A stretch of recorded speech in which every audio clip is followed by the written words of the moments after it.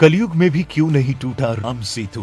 दोस्तों, हिंदू धार्मिक ग्रंथ रामायण के अनुसार त्रेता युग में भी भगवान श्री राम और उनकी वानर सेना ने लंका पर चढ़ाई करने के लिए राम सेतु का निर्माण किया था। लेकिन क्या आपने कभी सोचा है कि ये सेतु आज तक क्यों नहीं टूटा? वैसा का वैसा कैसे बना हुआ है? बता दें, जिस राम सेतु का निर्माण वानरों और भालुओं ने श्री राम के कहने पर किया था, बाद में उसी सेतु को श्री राम ने खुद ही तोड़ दिया था। दरअसल इससे जुड़ी कथा का वर्णन पद्म पुराण के सृष्टि खंड में मिलता है। वाल्मीकि रामायण के अनुसार रावण के वध के बाद श्री राम, माता सीता और लक्ष्मण अयोध्या लौट गए।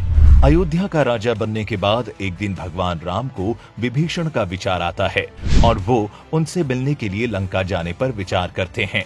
लक्ष्मण को अयोध्या की कमान सौंपकर श्री राम और भरत लंका जाने के लिए तैयार हो गए। लंका जाते वक्त भगवान श्री राम किष्किंधा नगरी में थोड़ी देर ठहरकर सुग्रीव और अन्य वानरों से मिले। जब सुग्रीव को पता चला कि श्री राम विभीषण से मिलने लंका जा रहे हैं, तो वो भी उनके साथ निकल पड़े। दोस्तों, जब विभीषण को पता चला कि श्री राम, भरत व सुग्रीव लंका आ रहे हैं, तो वे पूरे नगर को सजाने का आदेश देते हैं। श्री राम लंका पहुंचे तो वे विभीषण को धर्म अधर्म का ज्ञान देते हैं और कहते हैं कि तुम हमेशा धर्म पूर्वक इस नगर पर राज्य करना। श्री राम पूरे 3 दिन तक लंका में रुके थे।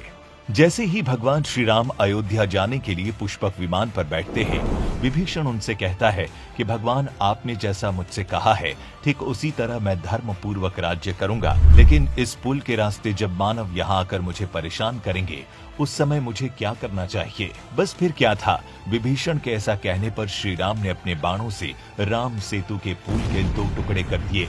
फिर 3 भाग करके बीच का हिस्सा भी अपने बाणों से तोड़ दिया, ताकि विभीषण को भविष्य में किसी तरह की परेशानी न हो और मानव उन्हें किसी तरह से परेशान न कर पाए।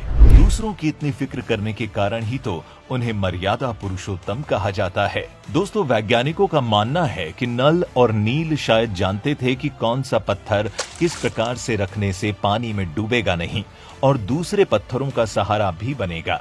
राम सेतु पुल को बनाने के लिए जिन पत्थरों का इस्तेमाल किया गया था, उन्हें प्यूमाइस स्टोन कहा जाता है। ये पत्थर ज्वालामुखी के लावा से बनते हैं, जिसमें कई सारे छिद्र होते हैं। इसकी वजह से ये पत्थर एक स्पंजी यानी खंकरा आकार ले लेता है। इनका वजन भी सामान्य पत्थरों से काफी कम होता है और छिद्रों में हवा भरी रहती है। यही कारण है कि ये पत्थर पानी में जल्दी डूबता नहीं है, क्योंकि हवा इसे ऊपर ही रखती है। वहीं राम सेतु की विशेषताओं के बारे में बात की जाए तो इसकी लंबाई 100 योजन बताई जाती है, जबकि इसकी चौड़ाई 10 योजन है।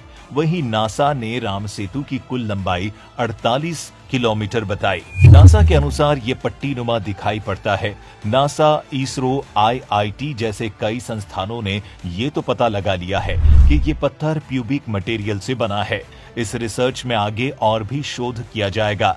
ये जानने का प्रयास किया जाएगा कि इस पत्थर का स्ट्रक्चर क्या है और उसमें कितना वजन झेलने की क्षमता है।